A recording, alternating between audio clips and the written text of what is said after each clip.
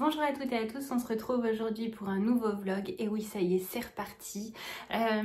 Aujourd'hui, nous sommes donc, pour moi, encore une fois, le mercredi. Et pour vous, donc vous me voyez dans la nuit de mercredi à jeudi ou bien jeudi.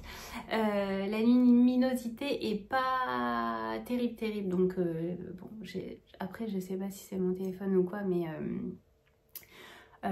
je vais vous expliquer. En fait, j'ai terminé. Bon, la luminosité aujourd'hui n'est pas terrible. Il pleut, c'est tout gris. C'est pour ça, j'ai mis de la couleur.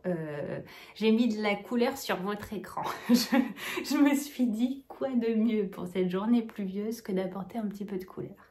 Et j'ai terminé mon châle électropop, comme je vous l'ai dit dans le vlogmas de hier avant-hier.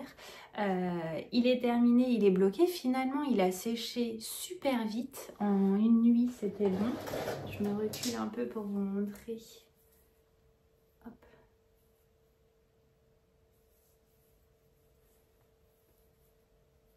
Donc, le châle électropop, c'est un châle de Laura Allen poudré que j'ai fait en test et qui sort vendredi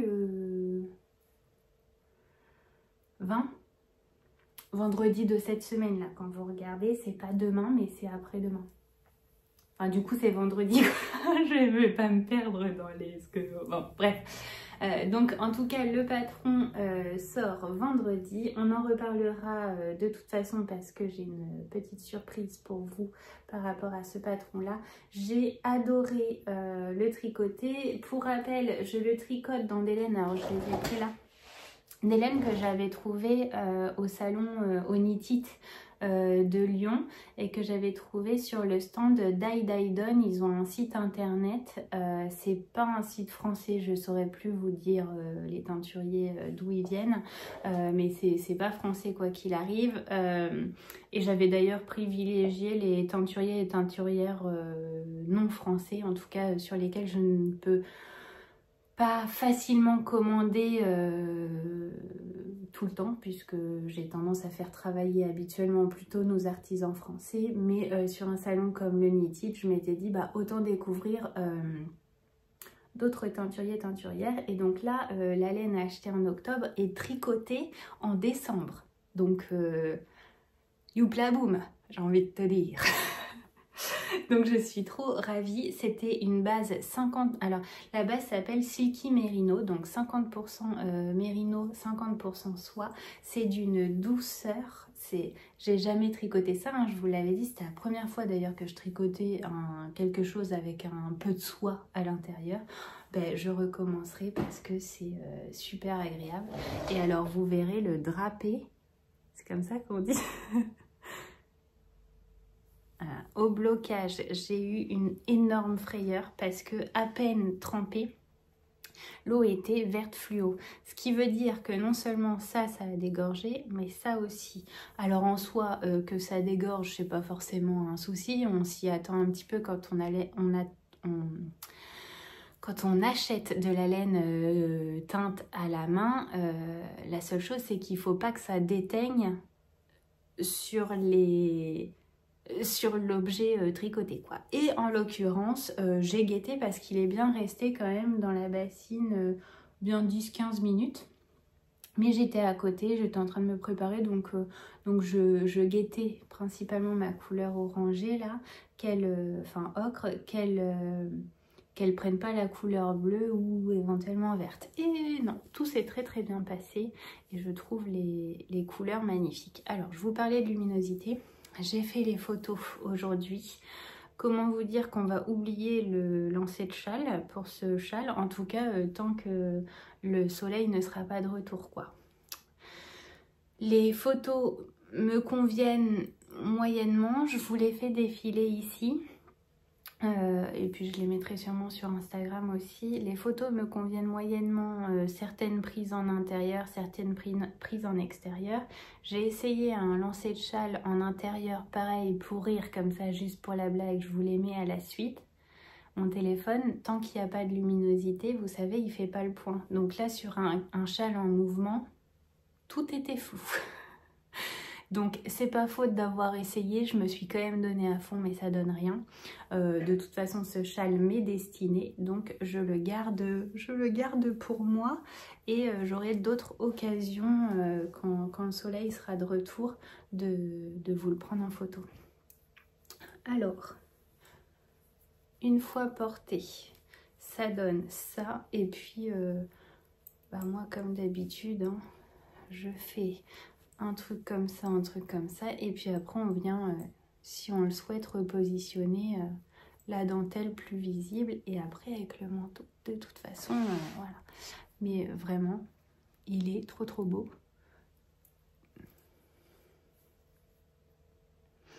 L'arête centrale très lisible du début à la fin du tricot comme je le disais aussi. J'aime beaucoup la manière dont les patrons de Laura sont expliqués.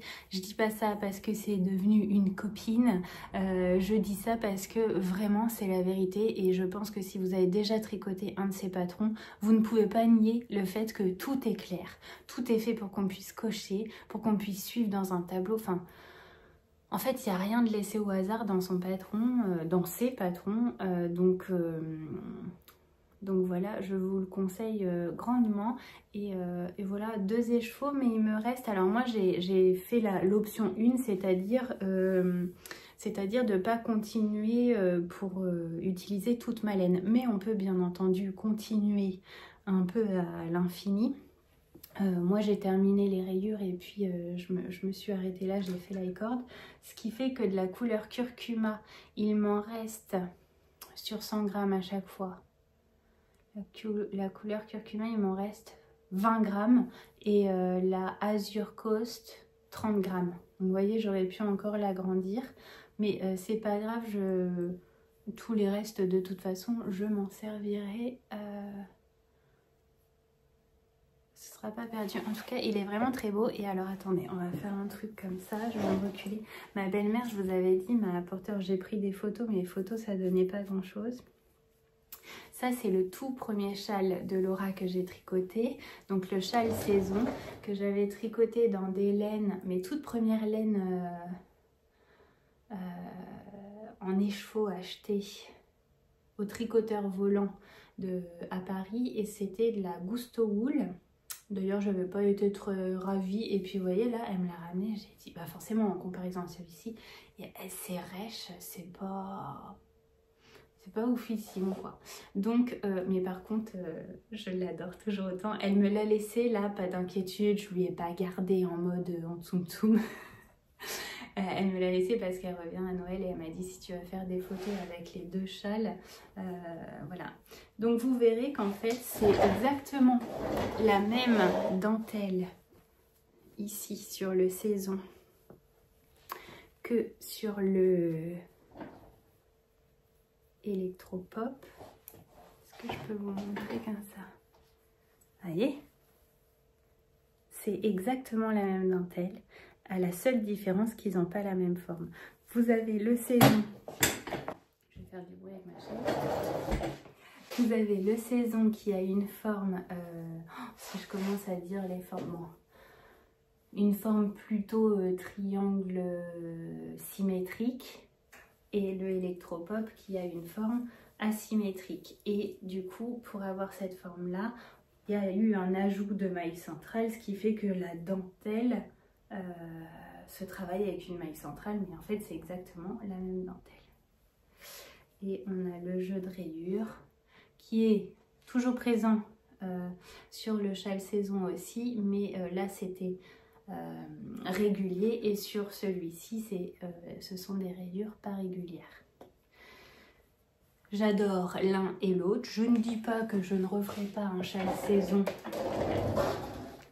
à l'occasion pour moi parce que vraiment je l'aime beaucoup. Voilà, ça c'était pour le Electropop terminé et je vous dis on en reparle demain en fait. Voilà. Sinon hier soir j'ai tricoté ma Venturing Scarf. La Venturing Scarf qui est celle-ci. J'ai terminé la section sur laquelle j'étais hier quand je vous l'ai montré et j'ai commencé les chevaux, enfin le mini du calendrier, c'était quoi celui-là? Roxy Rookie? Je vous montre. On n'a pas encore eu Roxy Rookie, si. Je sais plus. En tout cas, un magnifique écheveau du calendrier l'Hélène de demain. Et je vous montre. Alors, je suis à la section de jeter. Ça donne jamais grand chose sur cette partie-là. Je vous remontrerai demain, de toute façon, quand j'aurai fait du jersey, ce que ça donne. Mais là, en fait, on commence à aller vers les bleus pour avoir mon dégradé de bleu. Et non, non, je n'aime pas la couleur. Entre ça, le fond, mon pull, tout va bien.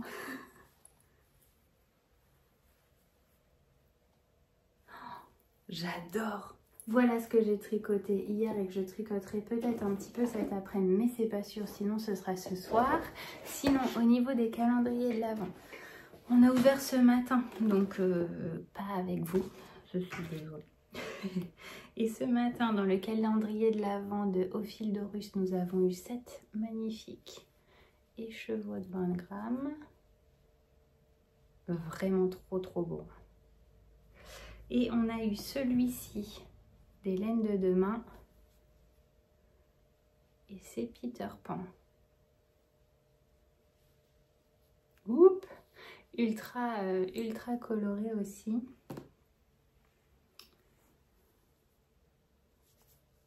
Beau, hein.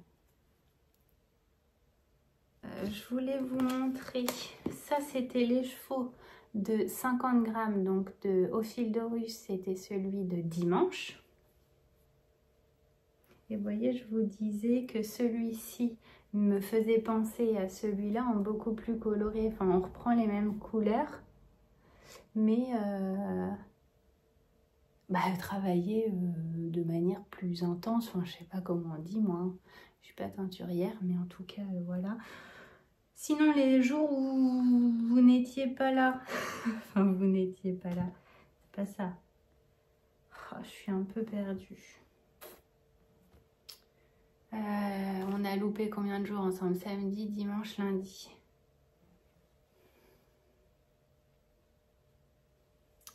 Didier, c'était ça, je crois. Samedi, puisqu'on était encore dans les diamants. Samedi, dimanche, lundi. Et donc aujourd'hui, mardi. Ouais, c'est ça. Ça, c'est ce que vous aviez loupé avec moi. Mais si jamais il y a un doute, vous avez Clément, Monsieur Knitting, qui l'ouvre. Christelle, Rêver sa vie en couleur, qui l'ouvre également. Et Julie, Lolipelote. Voilà. Et pour l'Hélène de demain, si vous avez zappé, il y a Sarah Petit Bout de Bricole qui l'ouvre aussi en vidéo. Mais je crois qu'elle n'est pas très en forme et que du coup, elle a fait une pause dans ses vlogmas un peu en même temps que moi. Et ensuite...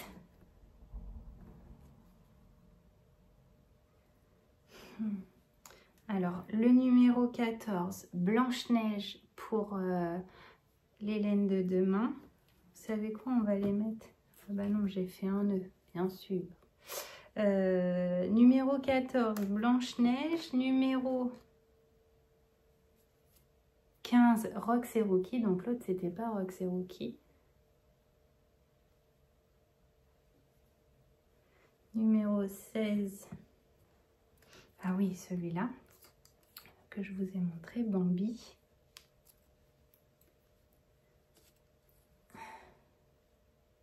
Et numéro 17,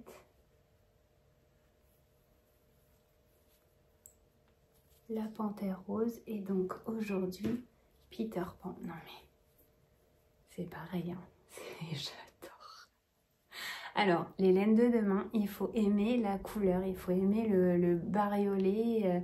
Mais par contre, c'est juste génial. Et puis avec cette idée-là de devoir chercher le matin, enfin nous, ça nous éclate et j'adore. J'adore, j'adore. Donc ça, c'était pour les calendriers que j'ai ouverts sans vous. Puis pour cet après-midi, j'aimerais bien qu'on fasse à nouveau des petits gâteaux. Alors sablés, cookies, petit gâteau quoi, je sais pas encore, mais quelque chose à grignoter pour le goûter. Là c'est le midi on va dire, et j'aimerais également commencer mon porte-alliance qui sera apporté, je l'espère, par Nathan s'il veut bien coopérer le jour J à l'église. Et je voulais un porte-alliance dans un rond de broderie en fait en bois, et du coup j'avais trouvé ça en promotion à 5,99 € au lieu de 20,40 €. Je vous en avais parlé à Centracor, il est stocké, j'en ai pris un ou deux de chaque, parce que même pour faire des cadeaux en fait c'est génial. Et en fait l'idée pour moi c'est de venir broder mon futur mari et moi, et comme maintenant je sais un peu quelle forme va avoir, enfin je sais totalement quelle forme va avoir ma robe, du coup je peux être un peu plus, autant lui, bon bah voilà, il sera en costume, je vais faire un costume classique j'ai envie de dire, et moi je vais essayer de faire la robe qui me correspond le mieux, et avec le petit cœur en haut et nos prénoms et la date du mariage. Et j'ai demandé à ma meilleure amie Mélanie, pour certaines vous l'avez déjà vu en vidéo dans mes tout premiers podcasts, qui est fleuriste et qui sera la fleuriste du mariage. Je lui en avais parlé de ça et je lui avais demandé éventuellement de me faire une petite broche que je puisse venir fixer ici pour décorer un petit peu le cadre en bois. Et si ce cadre en bois là je le trouve trop petit, parce qu'en fait il fait la taille de ça, bon, ça me semble plutôt correct hein. Mais s'il me semble trop petit, je prendrai d'autres, et de chaque côté là je viendrai fixer des petits rubans en satin où on viendra nouer chacune de nos alliances. Voilà, l'idée c'est de commencer ça. Puis après, j'ai envie de vous dire, j'ai jusqu'en septembre pour le faire, mais ça ne devrait pas me demander trop de temps si vraiment je me fixe là-dessus. Et alors l'idée c'est de pouvoir, enfin c'est super, vous voulez qu'on l'ouvre ensemble? Je vais vous montrer. Parce que vous voyez derrière, en fait il y a plusieurs postures, enfin plusieurs femmes, on peut mettre 2 femmes, 2 hommes, on modifie les couleurs de peau, les cheveux, la barbe, la moustache pour les hommes, les costumes avec les chaussures, petit bouquet ou non de mariée, voilà. Je vous montre. Bon, j'ai coupé le temps d'ouvrir parce que ça risquait de faire du bruit. Voilà comment ça se présente. Donc on a le tambour, je cherchais le mot tout à l'heure, c'est un tambour. On a la toile Aïda, tous les fils. Alors en ce moment j'ai 2 mains gauches, donc je vais essayer de vous montrer ça au mieux sans faire des gros nœuds, mais on a tous les fils utiles, et après on peut utiliser nos fils si on préfère. La petite aiguille qui est piquée ici, et donc je vous disais, il en existe plein de sortes hein. Moi j'avais pris plusieurs choses. J'avais pris pour la naissance, les grands-parents, la famille, et puis quand le bébé arrive, si on veut faire la poussette avec les parents. Alors, voilà.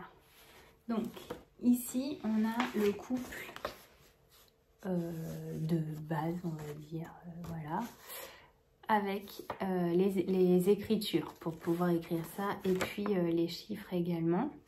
Quelques explications très succinctes. Ici c'est pareil, on nous explique brièvement quelques petites choses au niveau du point. Je sais pas faire trop de bruit, mais c'est pas évident. Et donc ensuite nous avons soit les mariés tout faits. Oh, il est sympa celui-là.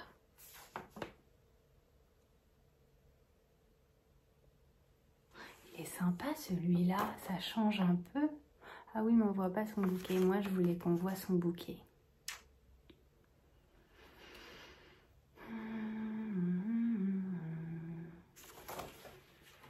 Et derrière, on a toutes les mariées et tous les mariés. Toutes les mariées, eux, et tous les mariés, et. Et après, on mixe ce qu'on veut, quoi. Et en fait, je suis en train de voir, j'en profite pour voir avec vous un petit peu ce que je vais faire et réfléchir un peu au calme. Je vais vous donner énormément d'indices, je sens que ça va être catastrophique cette histoire. Pour les cheveux, ce sera des cheveux détachés comme ça que je vais faire. Et pour la robe, je pense que je vais faire cette robe-là, mais avec des petites manches. Voilà, j'en dis pas plus. Et pour le monsieur, je vais faire ce visage-là, avec la barbe et les cheveux. Et comme costume, j'aime bien l'idée d'une pape, même si je sais clairement pas, j'en sais rien.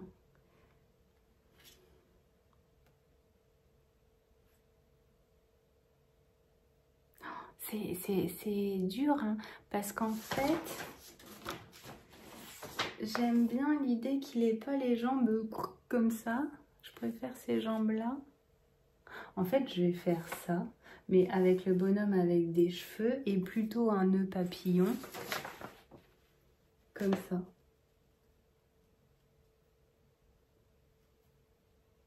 C'est pas mal, ça. Ça me plaît bien, cette idée.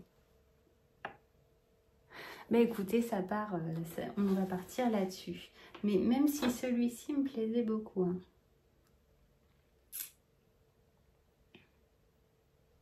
Oui, mais non. J'ai peur de me planter sur un truc comme ça. On va plutôt prendre en individuel et les coller, comme ça, ce sera une valeur sûre. Voilà ce que je vais commencer cet après-midi.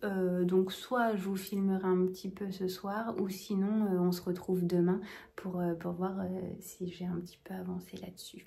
Voilà. Je vous dis donc soit à tout à l'heure en image, ou sinon à demain.